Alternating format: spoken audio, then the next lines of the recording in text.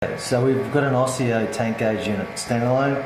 Maximum distance you can have the probe, which goes in the bottom of the tank, to the unit is 12 metres, okay? So how it works, this has an air pump in it, which you can hear running now. It's pumping air down through this red tube, out into the bottom of the tank.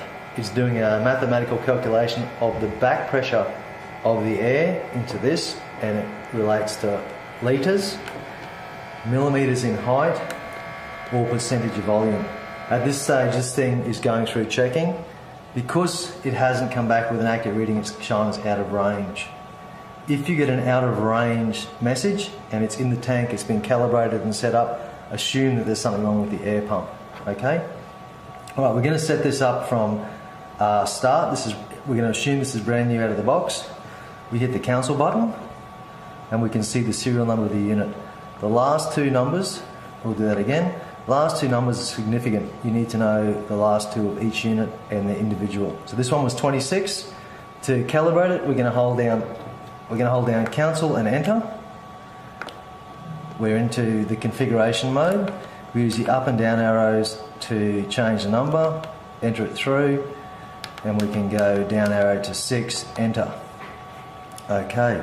Next one, we come up with unit, and we're asking whether our measurement is in litres and millimetres or US gallons. So we're going to go back to litres and millimetres. Excuse me. Ask for the tank shape.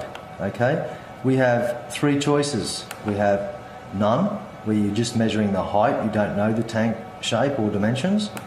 You have A, which is a vertical cylindrical tank. B, which is a horizontal cylindrical tank. Or C, which is a rectangular or cube tank. We need to know the internal measurements. Okay, so we're selecting tank shape C. Alright, we can use the up and down arrows to change the numbers. So now we're going back to 1,000 millimetres high. Enter, takes us to our second digit. Enter again, third, fourth. Now we're through to the width. So we can take this back to 0, enter, take this one back to 1. We're going for 1 cubic metre.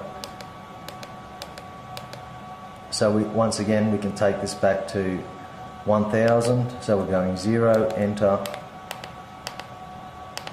1, enter.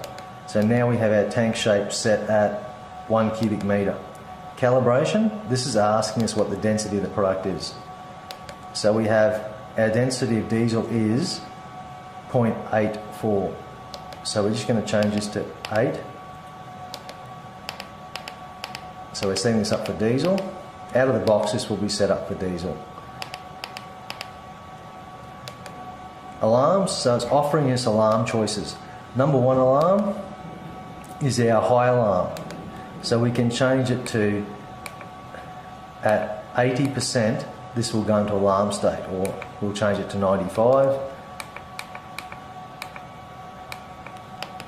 Actually, we'll just leave it at 90. The unit, so we're back to the beginning. So now we're displaying in millimetres. This goes around in the loop if you keep pressing it. So as you can see, you're just going around in the loop. So we're going through the tank shape again, calibration. I can go tank, unit, alarms, number 1 alarm, number 2 alarm. I can change it between low and high. Volume, I can change the low alarm to 95, I can change it to 0. So this just gives you an idea of what you can actually do. So these up and down arrows, cancel takes you back. So now we're back out into general operation mode. Alright, I can press enter and it will show me the alarms. Cancel back. If I hit cancel again, it goes back. So enter, I can see the alarms, I can go through configuration, the alarm, so I need the code 26 to configure the alarm via here. Alright, so there we go.